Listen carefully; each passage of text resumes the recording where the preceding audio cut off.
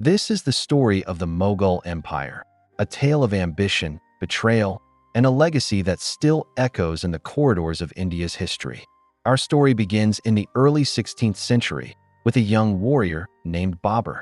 Driven by a dream and a claim to the bloodlines of both Genghis Khan and Tamerlane, Babur crossed the icy passes of the Hindu Kush with a small but fierce army.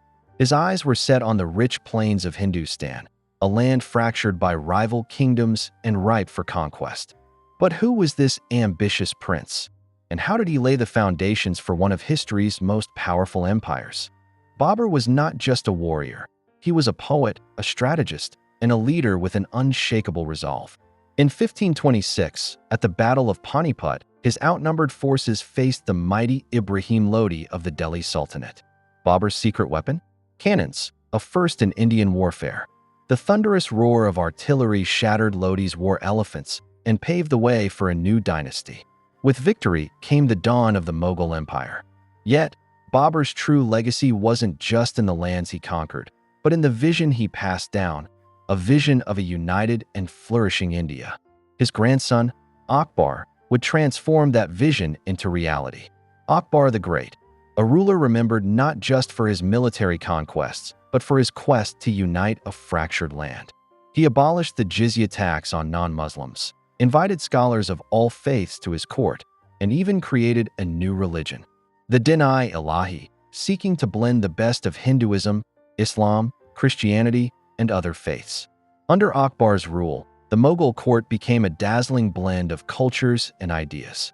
Persian poets recited verses, Rajput warriors led armies, and architects designed monuments that seemed to defy gravity itself, like the Grand Fatehpur Sikri, a city carved in red sandstone.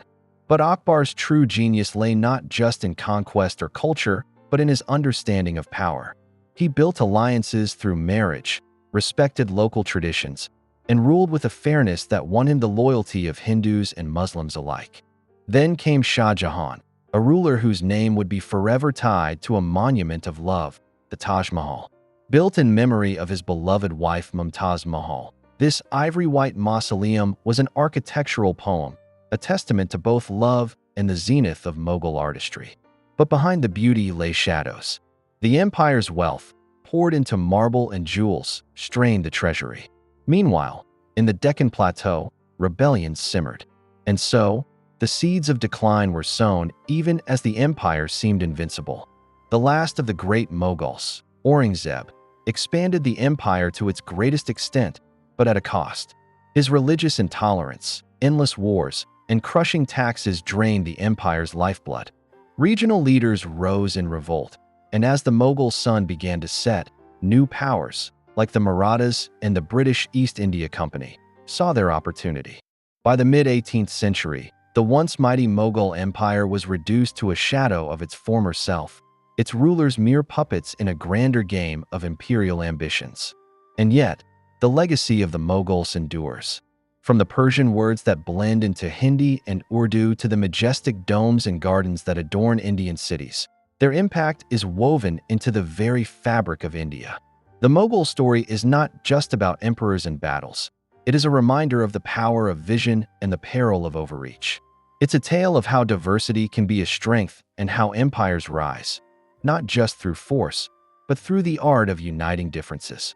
Perhaps, in remembering their story, we find a mirror to our own world, where power must balance with tolerance and vision with humility. After all, history is more than the past. It is a lesson for the present.